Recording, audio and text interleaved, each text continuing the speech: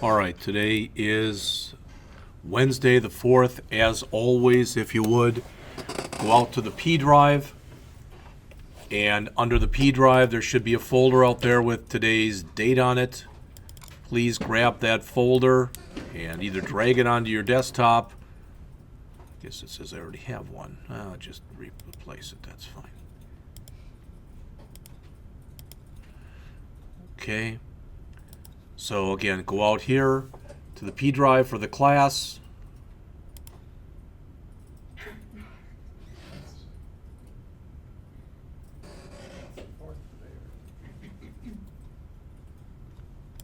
Just do that. All right, if you go out there, what you'll see are all the things from Chapter 17. And just so you know this, because I guess I had nothing better to do, I went out the other day to jqueryui.com. And under jqueryui.com, if you look along the right-hand side, there are 29 different examples there. All right, so for instance, if I wanted to create an accordion, I click on accordion. It's pretty obvious. You can see exactly what's happening. So what I did with each one of those 29 examples is I went down to the view source. I just used it as one file like they did. I don't like that, but that's the way they did it. So I copied all that information that you see right there. And for each one of those 29 files, close that. That's what you see in this folder called examples. So you've got all those in there. So we're going to talk about jQuery in this chapter. The lecture should take, after the lecture it's break, and then you do whatever you want to do afterwards, because I don't have anything else planned. So probably we'll only be here the first hour today. Next week on Monday, so the 9th, we're going to start that class website that we're going to do for the rest of the semester. All right, I've started laying it out already, so I'm going to give you all of that stuff as far as the layout. And this weekend I've got to go in and see how I'm going to break it down exactly. But we're going to do that, and that's, like I said, going to take up the rest of the semester. All right? You will be responsible again for turning that in as we do it as a class when we get all done. All right? And that'll probably, your first two assignments, I think, were worth 50 points each, and the last assignment will be worth like 100. All right? Because there's a lot of stuff that we're going to be doing in it. All right? The plan is that, again, starting next Wednesday, we'll work on that website. So Monday we'll finish up. Monday, I think it's chapters 18 and 20 we'll go over in the book. And then starting next Wednesday, so I may have misspoke. So a week from today, the 11th, we'll start on this website. All right, so we'll do that. Then we'll do it the next week, all right, which is the weekend of whatever it is, the 18th or whatever. The Monday before Thanksgiving. That's like the 23rd of November or something like that. It's just going to be a lap period. All right, a lot of times people leave and I just don't, you don't see them during the holiday, etc. Then when we come back from the break, we've got 3 more weeks. The week of the 30th, the week of the 7th, and the week of the 14th. So the 16th of December will be the last day, all right, for stuff in here. And I will accept work up through like about 8 o'clock that Sunday. I want to have my grades all turned in by 8 o'clock on Monday. We don't have to till Tuesday. I don't care. I've got stuff I've already got planned for Monday if the school lets me do it. All right, I've got a family member who needs to go in for surgery, and I want to drive to Milwaukee so I can drive him to the VA center. All right, so if you've copied all that stuff over, what you have are all the exercises in the book for Chapter 17 and the 29 examples that are under jQueryui.com. So you've got all that stuff. So with that said, I'm going to jump into the book. And you'll notice in here we only have 2 objectives. Understand how to install the jQuery UI. So the jQuery UI is not jQuery. It's a component of jQuery that allows you to build user interfaces, GUIs. If you've ever heard the term GUI, GUI, a graphical user interface. Basically, when it says understand how to install it, it's adding another line. Like when we added the jQuery line, it's adding another line like that. There really isn't a lot to it. And then see how to create a sample jQuery UI page. Again, Why do we create things using jQuery UI? Because no one likes to read books, as opposed to, I shouldn't say that, that's an unfair statement. Most people, when they get a book, maybe you did this when you got your book at the beginning of the semester and it's a different book, but maybe you did it when you got your book. What do? You start going through it like this. Oh, there's a lot of pictures in it. All right, that's natural. That's human nature to do that. All right, because you know that for every page that's got a big picture on it, that's one less page you have to read. In much the same way, if your website is just text, it can be the best text in the world. But you're going to have a hard time getting people there and keeping people there because it's pictures or graphics that provide the sizzle, the pizzazz that get people to come to your site and quite often to get people to come back to your site. Again, I've gone through this type of example before. Let's suppose that I own a sporting goods store. I can have really good write-ups of all the stuff that's on sale. But on the other hand, if I can take pictures and put those pictures, if I'm selling Nike shoes, and I put those pictures there, so, oh yeah, those are the ones I want, or I'm selling a basketball or whatever, that kind of an idea. All right, as it says, the jQuery UI plugins work alongside jQuery to provide specialized functionality.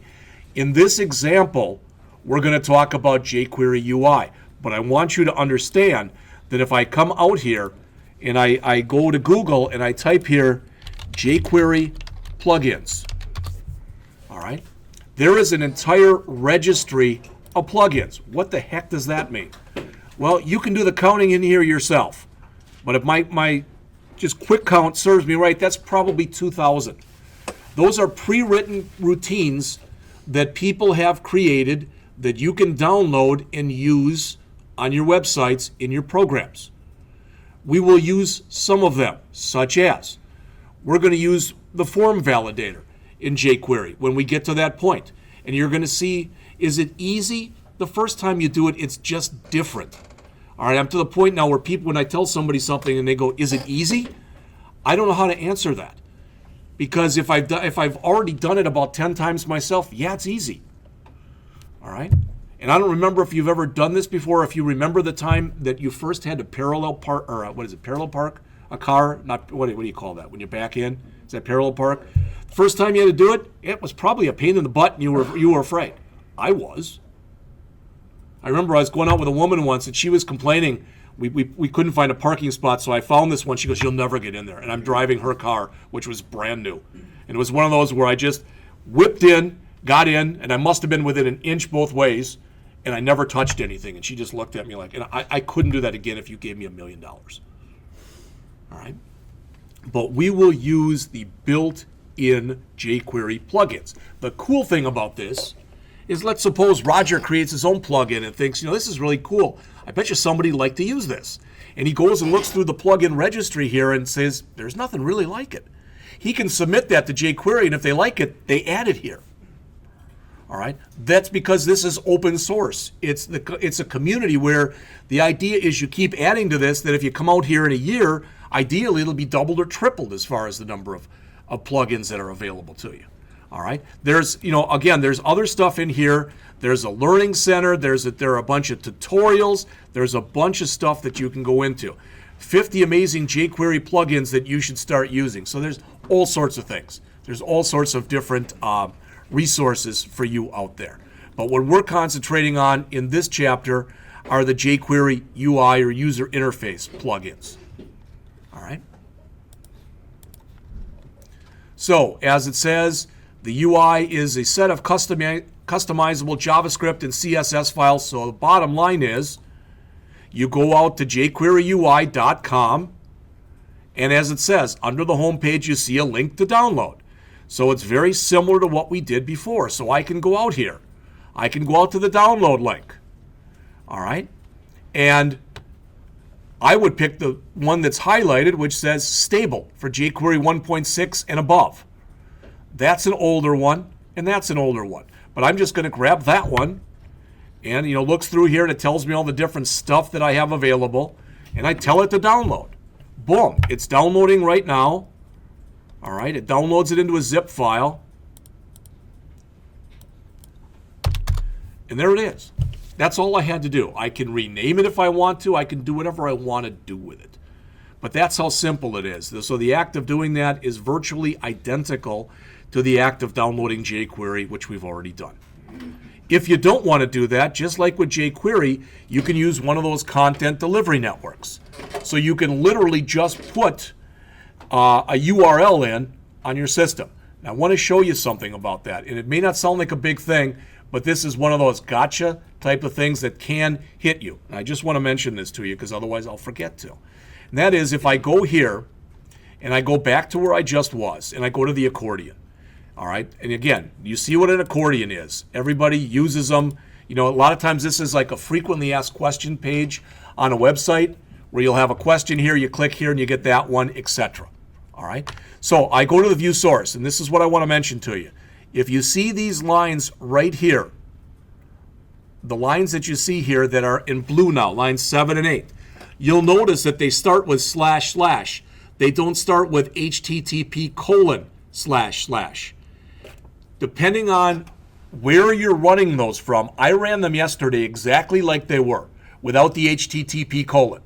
All right, but sometimes they don't always work on all platforms. If it doesn't work for you, go back in and manually put in here the http://. So what I did on those 29 examples I created for you, I manually put the http:// in on each one of the examples. All right? But I'm just telling you, sometimes they'll work and sometimes they won't. It's supposed to be smart enough that if you leave it off and you just put the //, it's supposed to default to http://, but it doesn't always recognize that. All right? As it says, for the testing you do in this chapter, it's best to just grab the full download package. You can do whatever you want to do. So again, they talk about how to install it. Of course, you'd want to unzip it. I just showed you that I had it here. If you unzip it, it says, you'll notice that there's 3 folders in it. CSS, Development Bundle, and JS. The CSS files that you need for jQuery are in the CSS folder. The JavaScript includes a version of jQuery, so you don't have to download it again. All right? The Development Bundle, it says, has samples and documentation and other ancillary materials that you may or may not need. All right? So you wouldn't include that if you were actually going on a live site, but it's something that you'd use as you're learning it because there's examples and stuff in it. All right? So what I'm saying is, if you're doing this for production mode, in what you see in the blue square right there, or blue rectangle, you wouldn't need that development bundle. Okay? All right, so they have you just do the unzip here. We don't have to do that. All right? But let's look at what they have in here for examples. All right, so I'm on page 290, building a jQuery UI demonstration page. As it says, it's filled with widgets. I just showed you the accordion. Typically, the accordion is referred to as an accordion widget or one of the jQuery UI widgets. All right? So it says, the following exercise helps build a jQuery UI demo page. To complete this, you should already have the jQuery UI installed. If you downloaded what I asked you to download, or if you copied over the folder, you've already got that information in there. So it says the exercise assumes that jQuery and jQuery UI are installed within your current folder, and the CIS file is there also. So bottom line is, they're saying it assumes you have all that stuff. All right? Also, and it may not sound like a big thing, but I'm telling you this so you don't get bit with this, and I'm going to go back and just highlight this. Just this right here.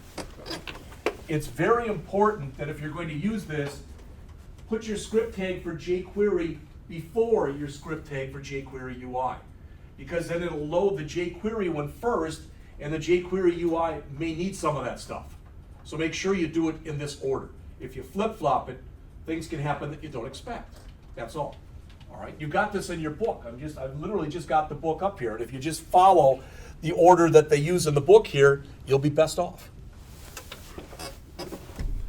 All right. So you'll notice in here they've got a bunch of things. They set up a form, and they've got drop-downs. Effect, bounce, drop, explode, etc. It's like, what the heck is that? It's much easier just to show you what that is. All right, so the first one, Don't remember what it was called, so I got to go back and look. Save it as test.html. Okay. So that's what you build. All right. Run effect. Right now there's nothing in it, so I guess they haven't built the complete one yet. Test complete. There it is. All right. So you've got different effects that you can have here. Notice there's bounce. Run the effect. It's pretty obvious exactly what's happening there when you look at it. All right. I don't want bounce. I want explode. Run that effect. That's pretty obvious what's happening there. All right. Reset the page. I'm not going to go through all of them, but pulsate. All right. Again, it should be pretty obvious when you take a look at that what's going on. So what they've done is they've run different parts of the jQuery UI, and they put different things available in this drop-down list, which must have about a dozen or so things in there. And it's just a way that it's a quick demo page where you can look at a lot of the things that are in there. There's shake. You've got control when you do stuff like that. With some of these controls, you've got control like, well, that's not shaking very fast. You can change these things. Some of them are just kind of set up to work in a certain way. Some of them can be customized. Most of them are at least somewhat customizable.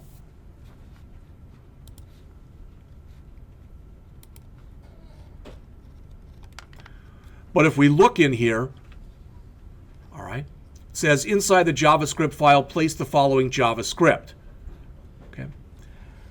So they start to go in and give you the different effects that you might want to use. And again, they're setting things like time.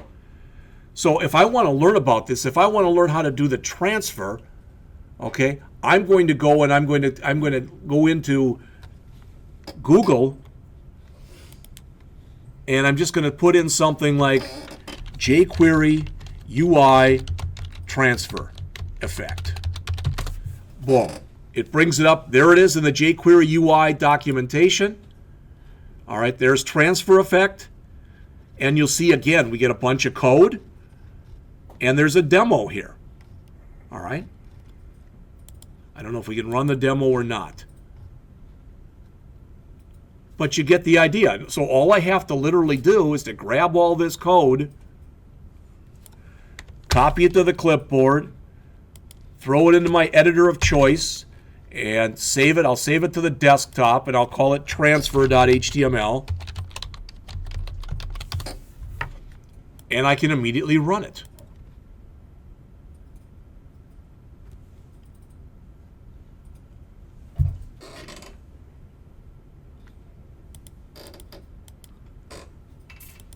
Don't know exactly what that's supposed to do, but you get the idea.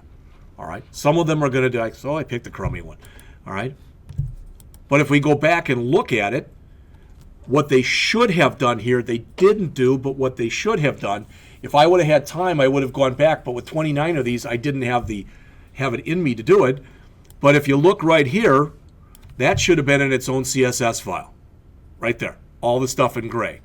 This should have been in its own JS file. Why? Because that's a better way to write code. But they didn't do it that way. You'll notice that, again, they have it in here and they don't have the HTTP. And I don't know if that's why that didn't work, or if literally if that didn't do anything or what. But I'm going to grab that, put it there, put it there, put it there, save it, try to run it again. Oh, there you go. Can you see it? So it is transferring the square from one to the other. All right. And again, some of these are going to have much more dramatic effects than other ones will. The thing to realize, though, when you're doing that, a real easy way to screw up a website is to put all this stuff on every page. All right, and people do that. If you've never heard this, what I'm going to show you, and maybe I've shown you this before, maybe I haven't, but I find this funny because I have a strange sense of humor. But there is a guy who's actually printed 3 or 4 editions of this book. It's called websitesthatsuck.com. What he does is he goes out there and he finds really poorly written websites and basically goes and grabs all their code. He uses what's called a website ripper, or he links to them, and then he puts them out there on the system. All right, and he's got worst websites of the year. Notice when he started, he's been doing it since 2005.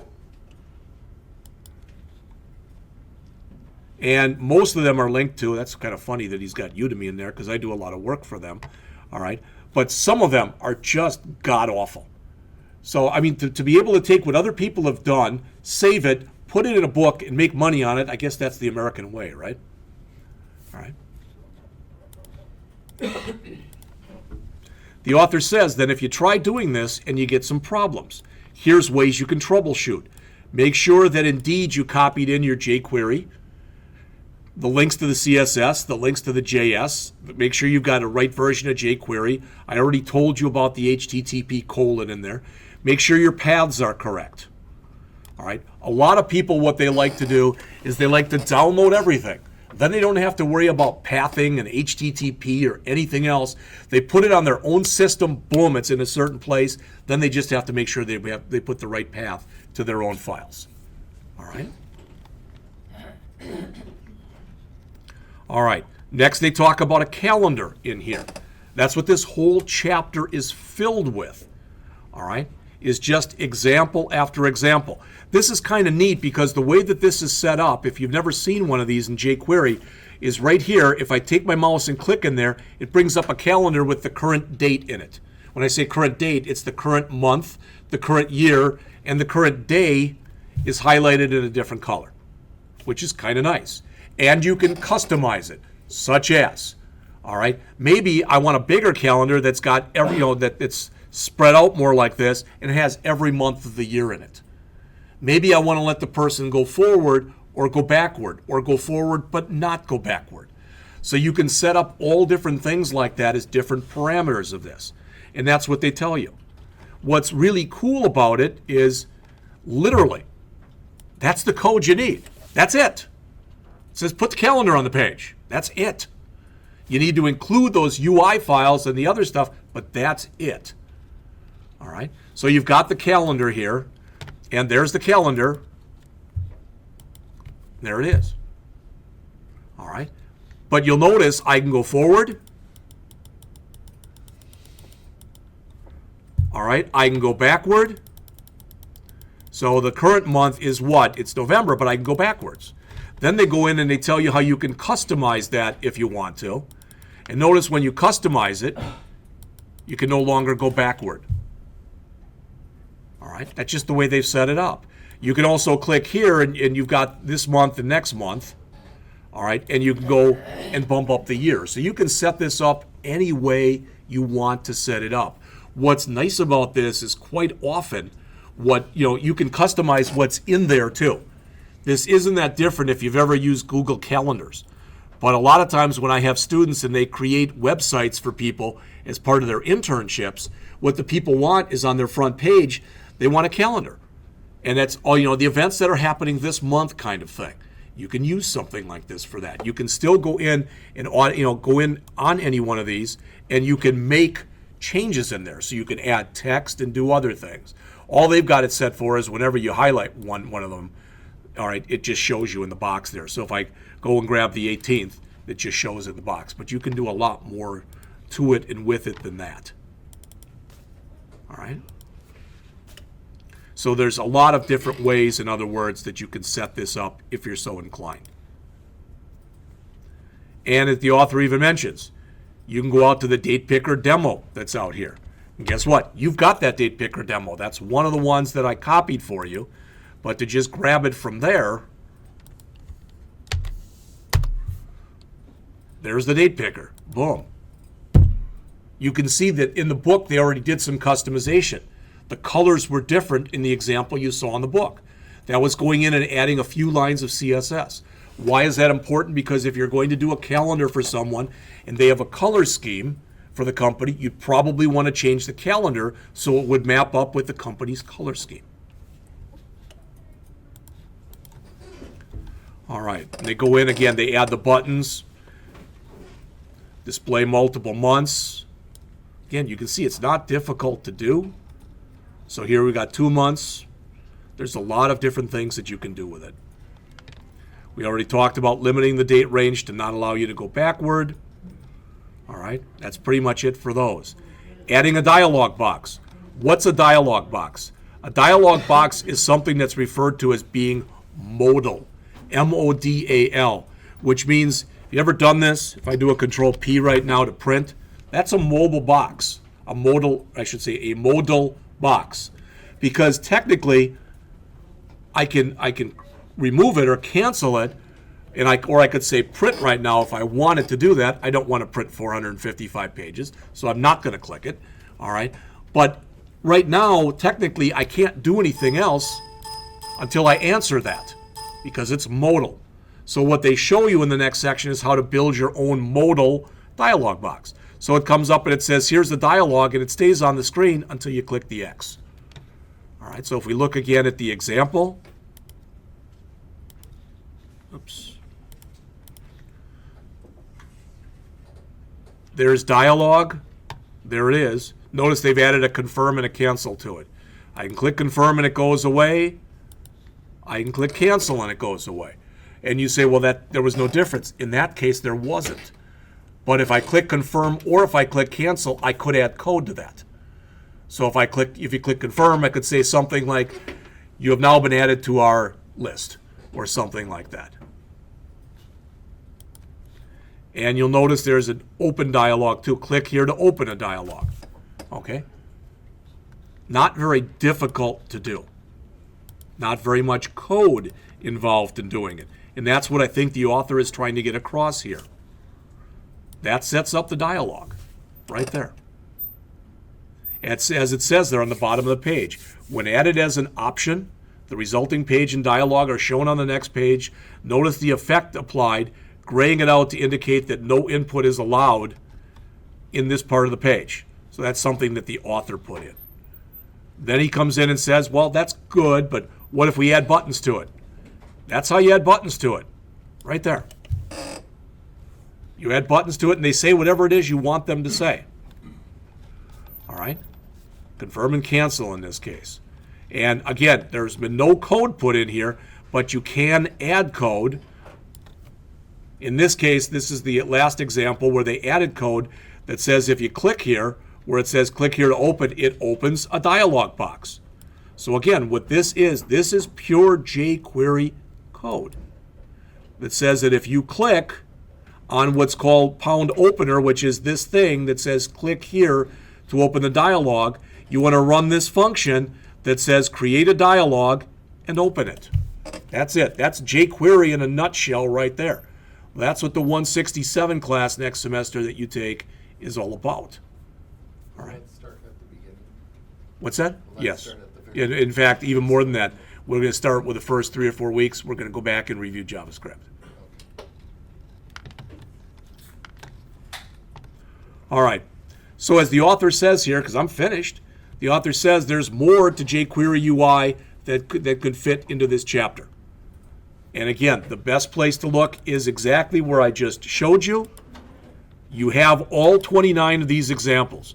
Some of them are like, wow, who cares? Some of them are pretty cool. For instance, toggle class. It's pretty obvious as soon as you click exactly what's happening there. All right. Some of the examples are very contrived. So you look at them and you go, I'd never do that. No, they're trying to show you the effect of using the particular jQuery UI plugin. All right. And like I said, some of them are just plain weird, I thought, like this widget factory. Right? Now, being a Packer fan, I didn't mind that. But that said, I just thought the example, I didn't know exactly what it was supposed to show you, except that it built this stuff using what was called a widget factory. I'm not going to go through all 29 of these because that'd be a waste of your time. This one, though, notice what happens when I move things. I'm grabbing the stuff that's there, and I'm moving it around on the screen. All right, so again, you might look and say, I never want to use that. Don't say never about anything, because a lot of the stuff that's in here, and it's in a pretty good order. The utilities you probably wouldn't use much. The interactions, most of the stuff that's in here is pretty self-evident, draggable. All right, drag me around. It shows you how you can drag around something on the screen. Sortable. All right, you might say when I get done, this is not in order, but notice I can move this stuff around. All right, so they're just showing you examples. Then there's some widgets. I already showed you the accordion. All right, we already looked at the date picker. That's enough. Then some of the effects that you can have. Easing. These are the different effects that you can write, you can have with easing. Now, unless you're a mathematical person, that might not mean a thing to you. But typically with easing, what it is how fast something moves around on the screen and how much movement or non-movement there is to it. So in other words, does it move slowly and very fluently? Does it move quickly and very jerkily, if that's a word, type of thing? All right? But they show you how you can set up menus. We're going to set up our menu somewhat like this when we start working on the site. I'm going to take advantage of as much built-in stuff as possible. Why? Because that built-in stuff has all been created, it's all been tested. It's all out there, and it's fairly standard in the way that you do it. Tabs. You ever see that before? You can set that up on a website if you want to. So if you don't want links to go from page to page, you can set up tabs. All right, if you wanted to do that. And then there's this, again, the special effects to add classes, working with color animation. Watch what happens with this. You can see not only does it get bigger, all right, but you can see that the color changes and it goes back again. That kind of an idea. So there's plenty of examples in here to get you started. I already mentioned the jQuery plugin site that you can go and you can find more stuff where there's literally thousands. There are also plugins. I mean, all the stuff that's out here.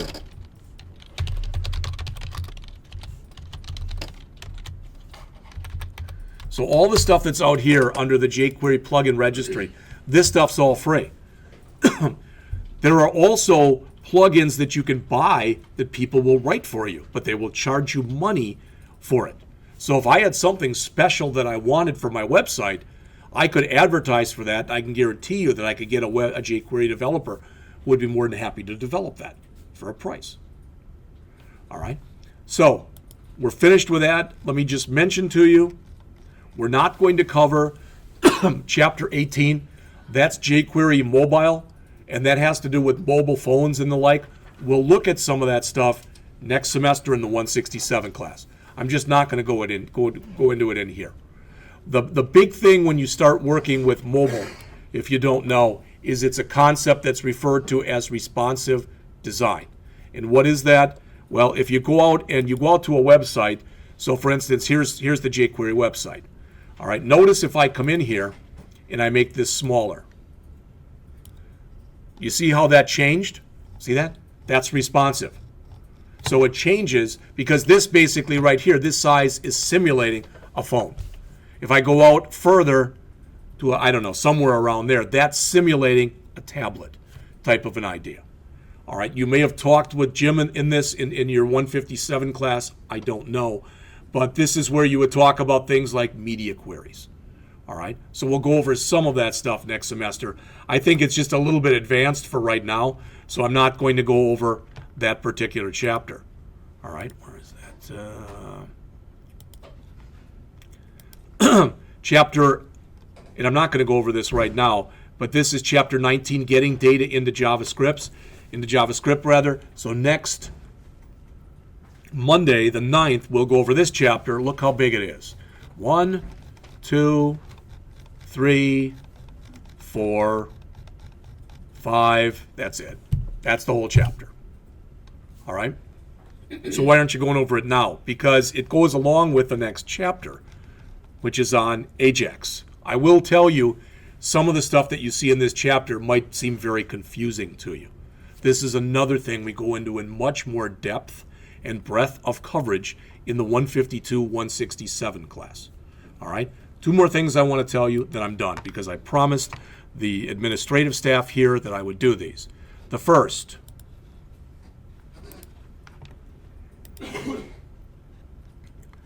if you haven't heard this already, you should be able to start registering next week on the 10th. And it should open up both online. So if you want to register online, because the 10th is a Wednesday, so if you have no class, or I think it's Wednesday, maybe it's Tuesday. It's Tuesday. So if you have no Tuesday class and you want to register from home, you can do that. What I strongly recommend, and I told this to the people yesterday also, I'm saying it again, that if you do register online, all right, you get an email back from BTC, these are your classes, etc. I would still go to Student Services and ask and say, I just registered online, I want to validate it. Could you please print me out a copy of my spring 2016 schedule? They should do that for you. There's no charge. It's on a piece of paper. Boom, you're done. But then you've validated that indeed what you did online, all right, it worked. And the reason I suggest that you do that is you can come in and go to student services. Next Tuesday, there might be 50 people in line. Did anybody do this? Was anybody as dumb as me yesterday? I actually went to Subway thinking I was going to get a sub so I went to the one that's out by the Walmart Rockton, and they were all the way out of Subway and into the regular Walmart. I counted there were about 40 people there. So I said, okay, I'll go to the one in Roscoe. They were out the door there. All right. So it can get very busy very fast. Same thing here. Yeah, you had to buy a sub and a 30-ounce drink, I think it was. All right, and then you got a sub for free. So that's the first thing. And what time can you start registering? Supposedly it kicks in at midnight, literally. But that said, in the past, a couple times they've had problems. They guarantee it should be up by 8. But they try to literally have it up and turn on at midnight. And if you're a veteran, you can actually start the day before. Do you have to be in person like it's set up? No. How do you do it? You just get onto the school's website. You go in under banner as you. All right. The second day is just for people who are graduating too, right? No, it's actually when you look at what it's set up there. It said the first day. Yeah. All right. The second day it says pending graduates after this day. So technically it might not be till Wednesday. Yeah. I don't know, but I've had people who've told me that their first year and they've tried doing it on that day and the portal's already open for them. It's important that the school can get counts so we know how many books to order and the like as soon as possible. But I will tell you, even more so than your classes for this program, if you say, I want written comm, I want it with this instructor on this date, you better sign up for it as soon as you can. All right? And, we'll see with this class. All the stuff is in there already. Jelani, you'd ask this too, and this isn't the question you asked, but just so you know, if you go out to courses.blackhawk.edu, then it's got all the stuff that's in there so you can search. So let's say that you want the 152, 167 class for spring. You can put that in there, click submit, and that's because it's fall. You've got to change it over here from fall to spring, all right? Then you click submit, and it shows you all the stuff. The book stuff probably isn't in there yet, even though I put all the book orders in. I mentioned, if you didn't see this previously, that if you go out to p:/CIS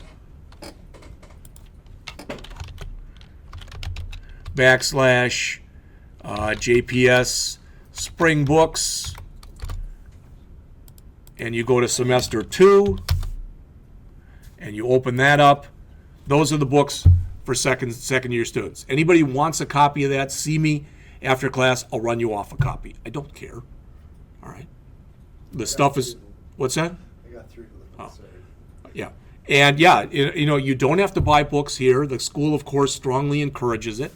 But for example, this book, it's like about $145. And I know Roger, I think, said that he found that one online. I think that was one of the ones for close to 30. No, big. that was 80. All right, 80? 85. All right. The last 2 were 30 and under. Okay. And then the Java, even online, I can only find that at 145. Yeah. This is a new book, so you're going to have a hard time getting this one any cheaper than its regular price. These, I use Muroc books when I can because they're only about 40 to 50 bucks. Same with this one, it's about 40 bucks. So 2 of them are cheap, 2 of them are fairly expensive. All right. But you can go out there and you can put that in. Like I said, you can put in that information and you can find when any class is going to be offered with a courses.blackhawk.edu. All right. Last thing I want to say, that I'm done, and that is, because she sent me this, where is it? It's from there. Within the last 2 weeks, you should have been sent a survey online to your Blackhawk account. If you didn't fill out that survey, if you take about 10 minutes and do it, and if you say positive things, especially about our wonderful lab assistants, and I'm being serious, not to be, not that he thinks I'm being funny or anything, but the better the stuff you say, the better the chance they're going to try to set it up so that those people are here through the entire 2016 school year. All right? And what I mean is, as long as possible is how long we want to keep them here. So the more of you who fill that out etc., and turn it back in, the better the chance. They say that we should schedule a 10-minute period. You do it whenever you want to do it, but please do it if you can. As it says, the survey is only open till November 6th. What does that mean? That means till Friday. So if you can do it, it's going to do nothing but help the school. I don't think they ask a question about instruction. I think it's all about what was part of the grant, which is the lab assistance. All right? Any questions? Read it carefully. So again, the rest of the period is yours, especially if you're behind. It gives you a chance to catch up. All right? All those tapes are out there, the ones that we did in class, for all of the assignments, etc. All right, that if you've fallen behind, and again, chapter 19, which is that 5-page chapter on Ajax, and chapter 20, which is all on Ajax. That's what we're doing Monday the 9th. Starting Wednesday the 11th, we're going to start on the class website. All right, and that's all I've got.